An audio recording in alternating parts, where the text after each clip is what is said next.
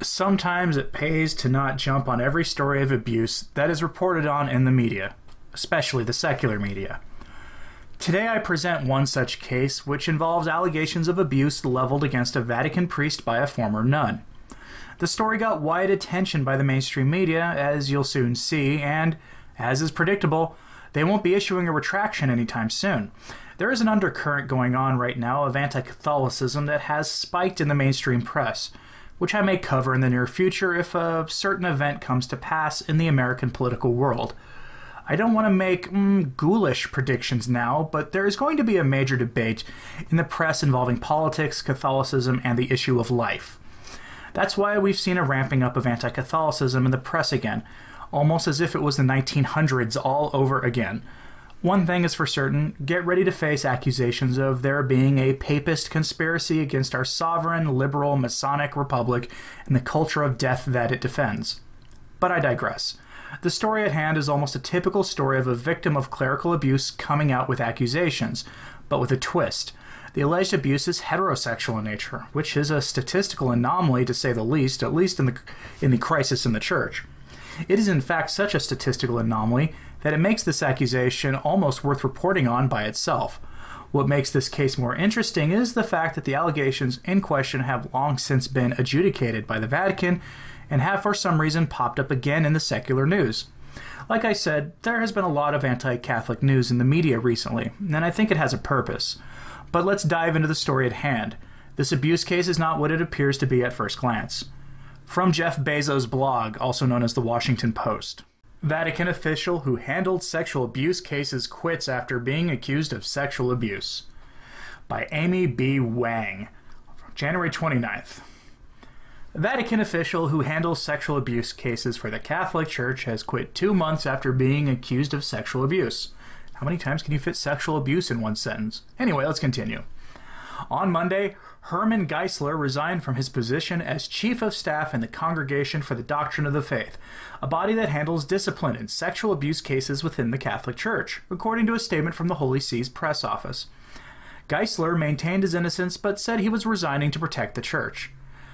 Father Geisler decided to take this step to limit the damage already done to the congregation and to his community, the office said. Last year, a former nun accused an unnamed priest of making sexual advances on her while in a confessional. That woman, Doris Wagner, later identified the priest to be Geisler, according to the National Catholic Distorter. Wagner shared her story at a November event in Rome called Overcoming Silence, Women's Voices in the Abuse Crisis. There she talked about how she had moved from her native Germany at age 19 to join the religious community known as The Work. In 2009, a priest asked to be assigned as Wagner's confessor and used it to groom her for abuse, Wagner said. He would keep me there kneeling in front of him for hours, and he would tell me how much he liked me and that he knew that I liked him. And even though we couldn't marry, there would be other ways, Wagner said at the event.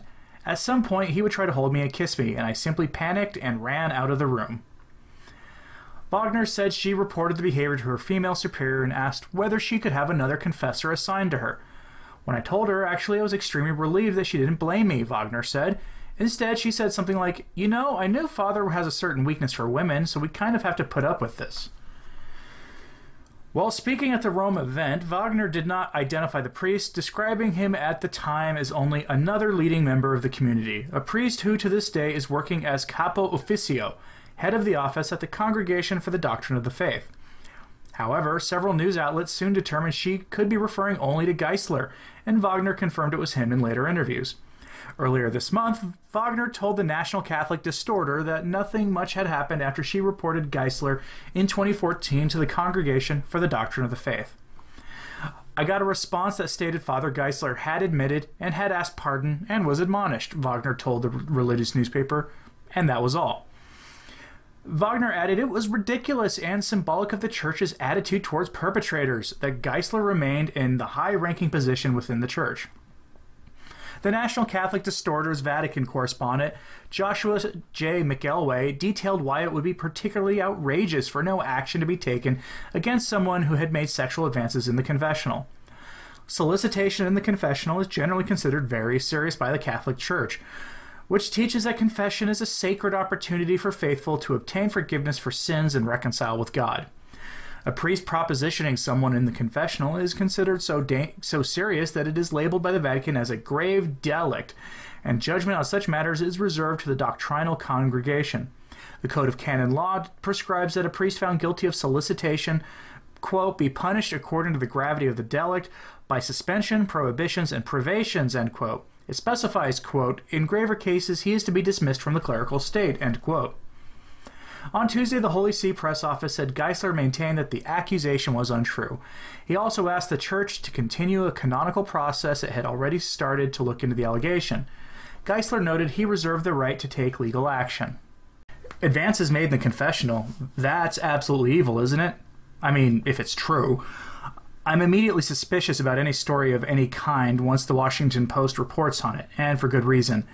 In that piece, they mentioned that the Vatican had already investigated the accusations of the priest and found him innocent of the charges leveled against him, and in a fashion that the secular media should absolutely emulate, permitted him to continue his work in the CDF.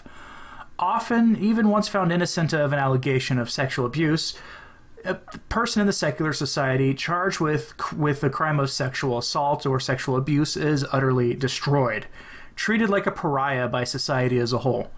But let's take a look at this from a different perspective. LifeSite News has a different take on the case in question. And yes, I know, LifeSite is just as biased as Jim Bezos' blog is, but in the opposite direction. But still, from LifeSite News. Conservative priest resigns from CDF under liberal media pressure ahead of Vatican sex abuse summit. By Diane Montagna. Rome. A conservative priest and theologian has resigned from the Congregation for the Doctrine of the Faith, the CDF, amid allegations that he made advances towards a consecrated woman during confession in 2009.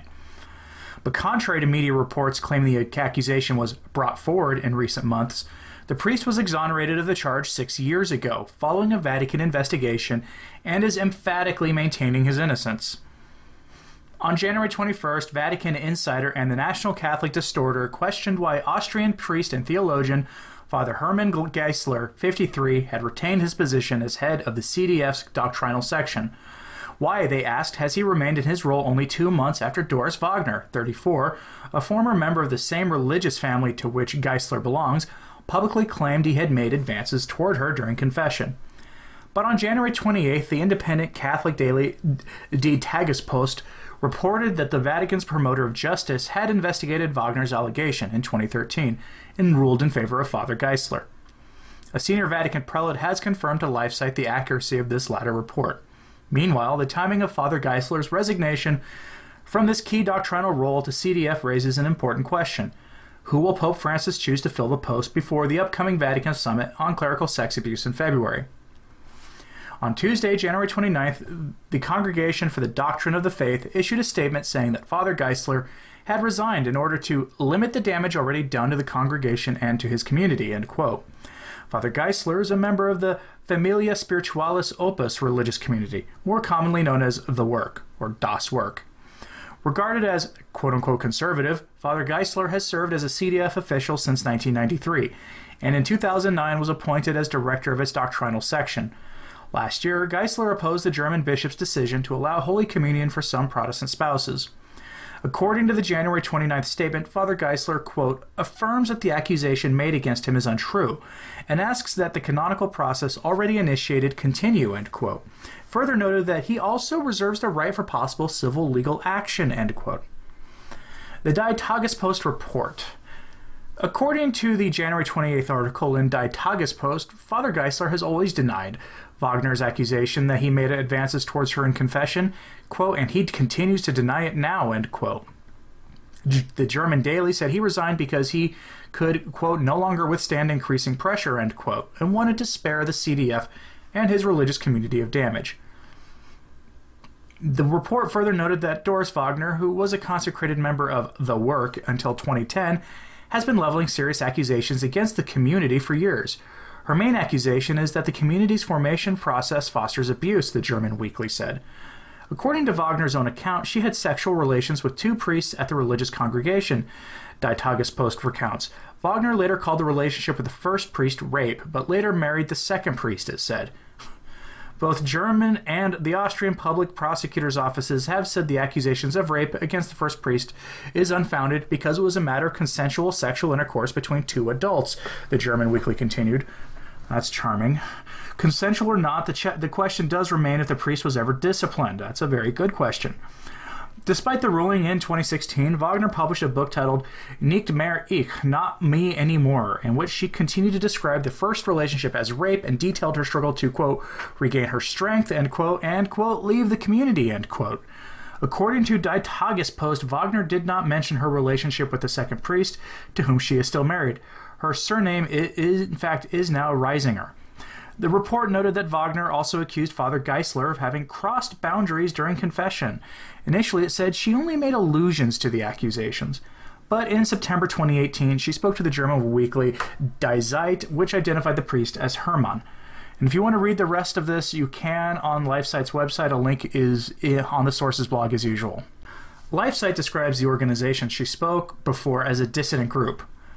According to the About section of their website, Voices of Faith aims to bring together leaders in the Vatican with the global Catholic community, so they can recognize that women have the expertise, skills, and gifts to play a full leadership role in the Church. Why does the Church continue to deny women that right based purely on gender? We amplify the capability of women in education and programs of social transformation, especially in the areas of marginalization and extreme poverty. Above all, we showcase the enormous and underutilized potential of women to exercise leadership at all levels of the Catholic Church.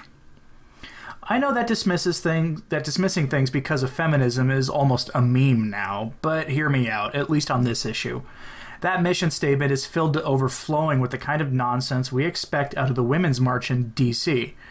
When an ostensibly Catholic organization or spokesperson is using the activist lingo of the world, that should raise red flags for everyone. One of the truly evil values promoted by feminists is the idea that we should always believe allegations made by women against men. Always. #BelieveWomen. No presumption of innocence, no admission that women, like men, are sinners fully capable of sinning for some self-serving purpose.